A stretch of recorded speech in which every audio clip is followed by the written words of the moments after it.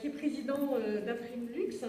Là, Pierre, il semblerait que ce soit le conseil et l'expertise qui soient au cœur d'Imprimelux et qui soient les facteurs clés de succès de cette association qui est tout à fait récente, qui est atypique, mais qui a déjà démontré largement son efficacité. Oui, alors c'est vrai qu'on est très jeune, enfin l'association, pas moi. On a 22 mois d'existence, pour être clair. Et moi, ce que j'ai aimé dans le discours d'Angélique, c'est l'expression raconter une belle histoire. Moi, il y a très peu de temps, j'étais devant un parterre d'étudiants et j'avais envie, non pas d'avoir un discours, comme le disent les universitaires ex cathedra, mais d'avoir un discours très pragmatique et puis d'apporter surtout des messages d'espoir, des bonnes nouvelles et de dire qu'aujourd'hui, même dans des filières, des secteurs qui sont très impactés par la crise, et vous verrez que le nôtre est fortement impacté, on a des solutions qui permettent bien évidemment de valoriser les entreprises françaises. Alors, le contexte de la création d'Imprimelux, c'est très simple, c'est un appel à projet, comme le disait Katia, donc, qui a eu lieu donc, maintenant il y a 3 ans, un peu plus de 3 ans même, initié par le DG6, qui a permis, quand on a remporté ce projet, de pouvoir financer la phase d'implémentation. Phase d'implémentation qui a duré 14 mois. Et vous comprendrez que tout à l'heure, donc je vais un peu développer, cette phase d'implémentation est pour moi fondamentale puisqu'on a éradiqué tout le négatif d'un projet collectif. Donc on a pris du temps, on a associé des gens de très haute performance, de grandes compétences, entre autres des gens de création, pour pouvoir finaliser ce modèle. Le contexte, je m'implique un peu dans ce contexte. Il se trouve que moi j'étais, après une carrière assez brillante, je plaisante, en tant que DG dans un grand groupe de communication, j'ai eu l'opportunité de créer mon entreprise de conseil et par hasard de travailler pour la fédération patronale de l'imprimerie qui m'a demandé de travailler sur cet appel à projet, d'y répondre avec un brief extrêmement clair qui était résumé par le mot luxe. Donc, on a travaillé, quand je dis on, j'associe mon comité de pilotage qui a travaillé pendant 14 mois, de la manière suivante. On s'est dit, bravo, on a gagné, on est les plus beaux, les plus grands, mais peut-être qu'on a tout faux. Donc on remet tout à zéro. On a commencé par travailler sur des présentations auprès, je dirais, de nos grands maîtres, ou des institutions les plus représentatives du marché du luxe, qui sont le comité Colbert, qui sont aussi, bien sûr, Cosmetic Valley, l'Union des annonceurs, etc., pour présenter notre projet, et à chaque fois on s'est fait recadrer, retoquer, en nous disant, votre projet Pierre, il est génial, mais nous, donneurs d'ordre, donc donneurs d'ordre, grande maison du luxe, ça nous apporte quoi concrètement? Ce qui nous a permis de réfléchir, et de réfléchir encore, et de trouver les points qui aujourd'hui sont réellement les points d'entrée qui intéressent les donneurs d'ordre, qui sont donc les clients de nos entreprises labellisées. Alors bien sûr, on est là pour apporter, comme vous disiez Katia, du conseil, de l'expertise, pour apporter des mots dont on parle beaucoup, qui est le mot innovation, qui pour moi est un mot inventé par des market boys et qui ne veut pas dire grand-chose. Mais avant toute chose, je pense qu'il fallait que Imprimelux ait une image auprès de ce marché, une image de sérieux et d'excellence. Et on a travaillé tout au début, on a eu une chance extraordinaire, entre autres, de pouvoir bénéficier d'un plan média national avec les plus grands médias de la presse. Et je remercie le président de Condé Nast qui est intervenu en disant Pierre, votre projet est génial, je le finance en termes de support média. Donc on est paru en pleine page dans GQ, Vanity Fair, etc. etc. Arnaud Lagardère a rembrayé en m'appelant en me disant mais Pierre, c'est quoi ce BINS? Moi je suis pas au courant, donc je vous propose des pages dans Elle Décoration, etc.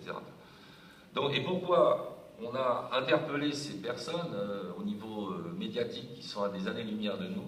Tout simplement parce qu'on portait un projet franco-français, qu'on était dans l'air du temps, et qu'on était sur un secteur qui est le secteur du luxe. Il faut savoir, juste, je ne veux pas rentrer dans les chiffres qui sont forcément contestés, parce que quand on parle de luxe, le premier marché du luxe, c'est l'hôtellerie, le second marché, c'est l'automobile. C'est vrai que des groupes comme LVMH ou Kering viennent très loin derrière, mais ce marché est en progression de l'ordre cette année, donc 2014, est en progression encore de 7,5%. Et bien sûr, nos imprimeurs qui font partie d'Imprimelux suivent cette courbe quand il s'agit de produire, par exemple, du packaging.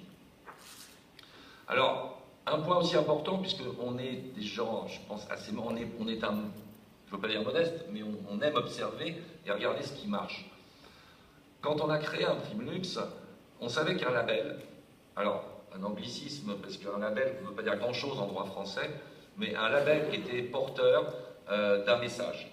Alors, il existe dans notre profession de l'imprimerie, dans la filière graphique, des tas de labels on a le label Imprime Vert, hein, sur la partie qualitative et vertueuse, bien sûr, de la gestion de l'environnement. On a des labels comme un prix France, un prix Club, etc.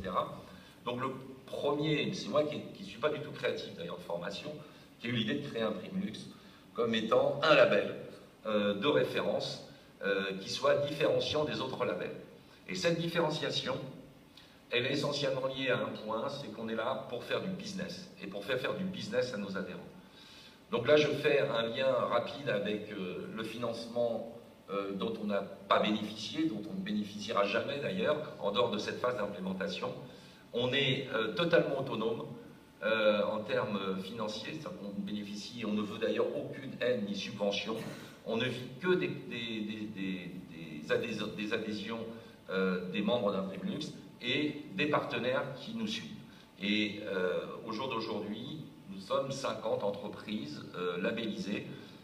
Pour être clair, on est 49, le maximum étant fixé à 50. Et sur ce sujet, je me suis humblement inspiré de ce que fait le comité Colbert. Je précise que le comité Colbert limite le nombre de maisons, puisqu'on parle de maisons et non pas de sociétés, de maisons adhérentes, puisqu'aujourd'hui je crois qu'ils sont 74 et que la file d'attente est très longue.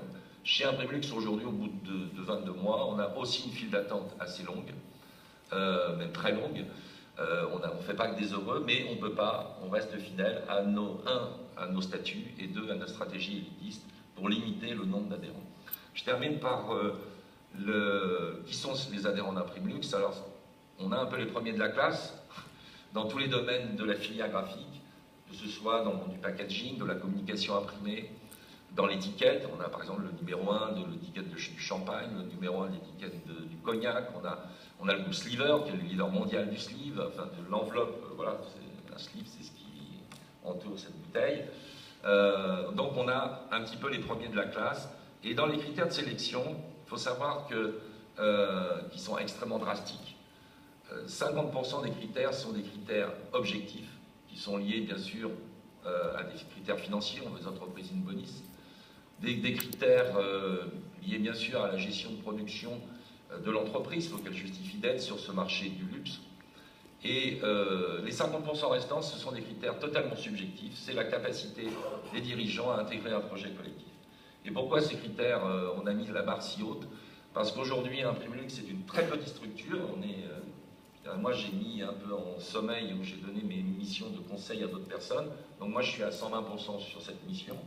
Et je suis assisté par une personne en communication et une ingénieure sur la partie web. Donc, structure extrêmement légère. Par contre, des gros projets sur lesquels nous travaillons et nous avons travaillé, qui impliquent l'ensemble de nos partenaires et l'ensemble de nos labellisés. Pour exemple, tout à l'heure, il vient de partir, on avait la chance d'avoir notre ami Jean-Marc Parti, président fondateur du groupe Siloc, donc partenaire d'Imprimlux, mais qui met les mains dans le cambouis et qui vient passer une journée et demie avec ravissement d'ailleurs à ces European Cluster Days. Voilà, donc une implication. Alors, en conclusion, aujourd'hui, alors je ne veux pas rentrer... Alors, la notion du luxe, vous allez peut-être m'en parler, mais on en parlera en aparté. Qu'est-ce que le luxe? Alors, il y a des tas de définitions. Mais aujourd'hui, Imprimlux a une image qui existe, qui très très vite, grâce à ces plans médias, a permis à nos labellisés et partenaires de commencer à engranger du business, soit en direct, soit en fertilisation croisée, puisque c'est une source significative de revenus pour ces entreprises. Donc ça, la première étape a été atteinte. La deuxième étape, qui est d'avoir une réponse, de proposer une réponse auprès des grands donneurs d'ordre, une réponse, je dirais, c'était un peu le problème de la quadrature du cercle au départ.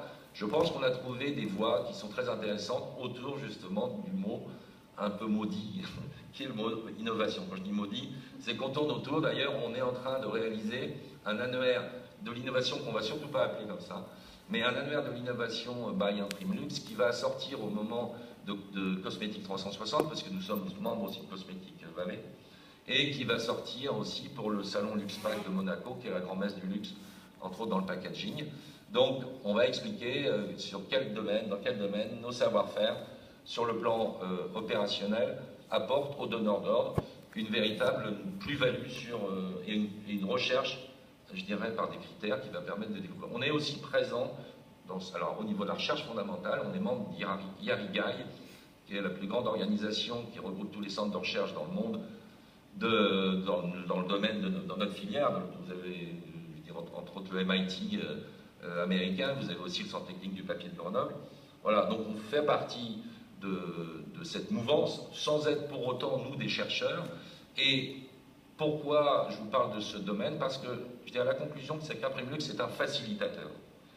Et si on fait ce lien entre le mot facilitateur et la recherche fondamentale, on arrive à un exemple très simple. Une très grande maison de luxe, dont je ne citerai pas le nom, s'est rapprochée de moi par le biais de son directeur d'innovation pour travailler sur un sujet qui nécessitait 50 pages de clause de confidentialité. Je ne dis pas grand-chose, mais... et pourquoi il s'est rapproché de nous? Parce que, on avait cette image et il considérait qu'on avait sans doute, en termes de facilities management, ou peu importe le mot, la possibilité de leur trouver des solutions. On a immédiatement mis en place, au niveau des entreprises labellisées, des solutions de bêta-test avec des gens spécialisés dans les numéros 0, dans des maquettes. Donc on a répondu. La deuxième étape, c'est de dire, nous, on n'est pas capable de le faire en l'état, sauf d'investir lourdement chez certains de nos labellisés. Donc, on va passer en étape 2, dans une phase laboratoire, et on a travaillé avec, on a d'ailleurs créé le lien, je dis, c'est pas nous, on a créé immédiatement le lien avec l'école d'ingénieurs de Grenoble, qui s'appelle INP Pagora, et le Centre technique du papier, qui est un des centres de recherche les plus puissants dans le monde sur le papier. Au jour d'aujourd'hui, ce produit sur lequel nous avons permis à ce grand donneur d'ordre du luxe d'évoluer, ce produit est en phase, je dirais, bêta, mais va sortir dans les prochaines années, et c'est stratégiquement très important pour eux. Alors, ok, on participe un peu à cette belle aventure, mais pour nous, la rémunération, elle est très simple, et c'est ce que j'ai proposé dans ces 50 pages de clause de confidentialité de contrat, c'est de considérer qu'Aprimlux devient un peu qu'on est la clause de la nation la plus favorisée. De dire, ok, vous nous avez fait confiance, et bien le retour, c'est de considérer que nos entreprises françaises, sur tous les appels d'offres, vont être positionnées comme je dirais, des partenaires potentiels avec cette clause, à prix égal, qualité égale, que cette clause soit systématiquement appliquée. Ce qui n'avait jamais été fait auparavant, et ce qui a rendu heureux cette marque et cette maison prestigieuse française du luxe, puisqu'on rentrait exactement dans la stratégie de cette entreprise, dont les propriétaires sont des gens bien connus, cette entreprise qui aujourd'hui met en avant ce côté Made in France. Et on est réellement cohérent par rapport à leur démarche. Voilà. Donc, j'ai encore plein de choses à vous dire, parce qu'on vit dans un monde de passion, on vit dans un monde de business aussi. Je pense qu'ici, j'ai la chance d'avoir quelques entreprises qui nous ont accompagnés. Et l'aventure continue. Et je remercie France Cluster, puisque grâce à Jean-Luc Ancel, je vous ai connu, puisqu'on a nous démarré, notre initiation c'était Cosmétique Valley. Suite à Cosmétique Valley, Jean-Luc Ancel m'a dit, bah, écoutez, devenez membre de France Cluster. Et aujourd'hui, on est aussi en train de travailler sur des actions, comment on dit, de fertilisation ou Oui, on avait évoqué un mot tout à l'heure. Enfin voilà, concrètement, ma voisine de gauche et moi-même avons peut-être conclu un accord pour travailler sur un projet commun. Voilà. Donc mon téléphone est ouvert. On a un site web qui s'appelle Imprimlux. Vous l'écrivez comme vous voulez. Google nous retrouve toujours, hélas, ou tant mieux. Et n'hésitez pas, si vous avez envie de faire évoluer vos clusters vers l'excellence en termes de communication imprimée. Merci Pierre. Voilà.